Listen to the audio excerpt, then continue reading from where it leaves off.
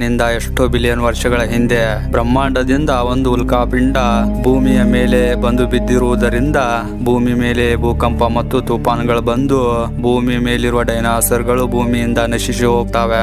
ಮತ್ತೆ ಅಂತದೇ ಉಲ್ಕಾಪಿಂಡ ಈಗ ಭೂಮಿ ಮೇಲೆ ಬಿದ್ರೆ ಹೇಗಿರುತ್ತದೆ? ಈ ಉಲ್ಕಾಪಿಂಡವನ್ನು ತಡೆಯಲು ಭೂಮಿ ಮೇಲಿರುವ ಮನುಷ್ಯರು ಏನೆಲ್ಲ ಮಾಡ್ತಾರೆ, ಮತ್ತೆ ಎಷ್ಟೆಲ್ಲ ಜನರು ಪ್ರಾಣವನ್ನು ಕಳೆದುಕೊಳ್ತಾರೆ.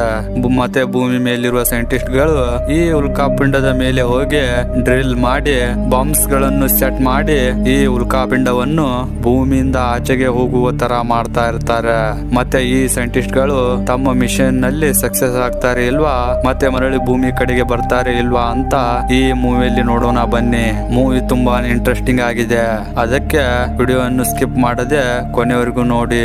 ಎಸ್ಕ್ಯೂ ಗೋಲ್ಡನ್ ಸ್ಟೋರೀಸ್ ಮತ್ತೊಂದು ಹೊಸ ಮೂವಿ ರಿವ್ಯೂನೊಂದಿಗೆ ನಿಮ್ಮ ಮುಂದೆ ಇದೆ.